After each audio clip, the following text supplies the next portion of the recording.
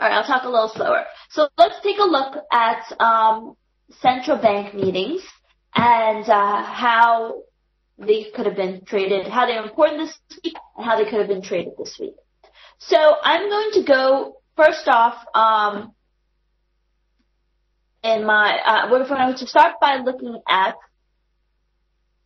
the first central bank meeting that we had this week, which is the RBA rate decision.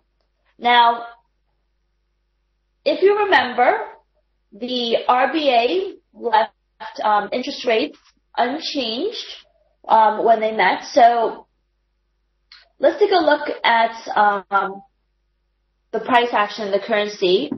We're going to go to a 5-minute chart. And 1 second while I load this up. Okay, so on Monday night was when we had the RBA rate decision, Monday the 2nd, and the RBA made its announcement at 7:30 New York time. So, 10:30 New York time. So right here. Let me draw a horizontal line down here. Okay. So the RBA rate decision was at 10:30 on Monday night. And the RBA, if you remember, they left monetary policy completely unchanged, and they basically didn't change their statements at all. So as you can see from the price action in the Aussie dollar on this day, on the 5-minute candle, we had very little movement in the Australian dollar.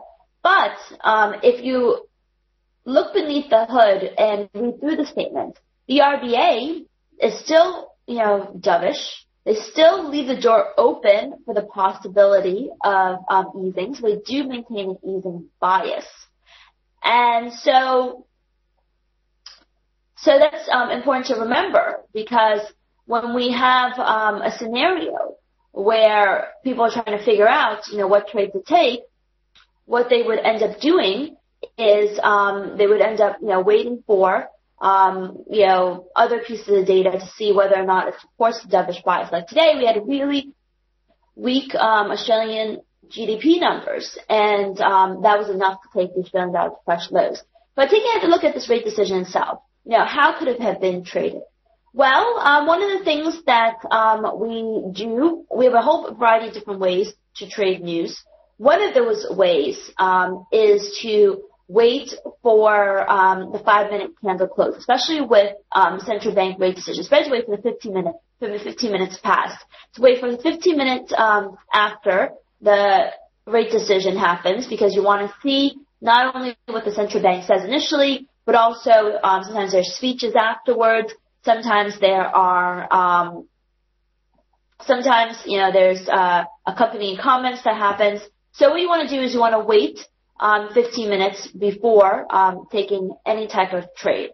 So what you do is we wait 15 minutes, 5, 10, 15, and what you want to do is you want to demarcate the high of the period and the low of the period after the news release. And so what I would do is I would place an order to buy at the high of the 5 pips above the high of the entire 15-minute window, and then an order to sell at the low of the entire 15-minute window.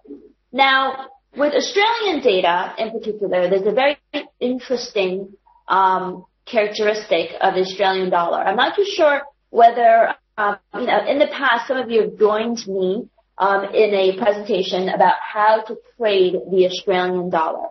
And when I talked about how to trade the Australian dollar, it's a very unique characteristic of the Aussie, which is that you may have an initial movement off of an economic release, then you also have a retracement after data before Europe wakes up, sees the event risk, and actually engages in a much more significant move.